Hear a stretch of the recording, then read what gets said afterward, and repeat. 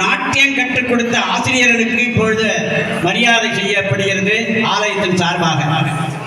இதில் என்ன ஏற்றம்னாக்க, எப்பவும் உற்சவத்தில் நம்ம ஆண்டாள் சன்னதி வாசல்ல தான் இந்த நடன நிகழ்ச்சி நடத்துவோம். இந்த மண்டபத்தினுடைய ஆரம்பத்தில் 1954 கும்பகோணத்தில் டைமண்ட் டாக்கீஸ்ல ஜிஎன்பி கச்சேரி, மதுரை சோமுவருக்கு நான் கச்சேரி, லலிதா பத்மினி ராகினி 3 பேரும் டான்ஸ். நான் சீட்டு கழிக்கிறதுக்காக அங்கே போயிட்டேன். நான் கோயில் சிப்பந்தியா இருந்தேன்.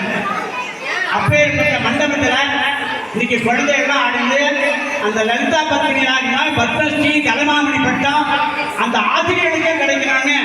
ஸ்ரீ கவி பெருமாளுடைய பூர்ண கடாட்சத்தை எல்லாருக்கும் கிடைக்கும் என்று சொல்லி என்னையும் இந்த இடத்துல பேச அனுமதித்ததற்கு ரொம்ப ஆலயத்தின் சார்பாக, கிராமத்தின் சார்பாக, ரசிகர்களின் சார்பாக, ஒலிபெருப்பினுடைய ராஜனுடைய சார்பாகவும் உங்கள் எல்லோருக்கும் எனது வாழ்த்துறை எழுதி நல்ல பல்லாண்டு வாழ்கிறேன் சொல்லி இந்த பெருமாளுடைய சேத்திரம் எப்பேர் கேட்டாக்க ஒன்றும் தெரியாதவா கூட இந்த டான்ஸ் ஆடுவாங்க. ஏன்னா இவர் புதனுடைய சேத்திரம், அதனாலதான் இவர்கள் மணியோதர மக்கள் பச்சை பயிர்கள் நடக்கிறது. ஆகையினால் இந்த குழந்தைகளுக்கெல்லாம் நீங்காத பல செல்வங்கள் நிரம்ப பெற்று நீர்மலை வைக்கத்தை நீடிருப்பார்ந்த ஆழ்வார் உருவாக்கி பல்லாண்டு வாழ வேண்டும்.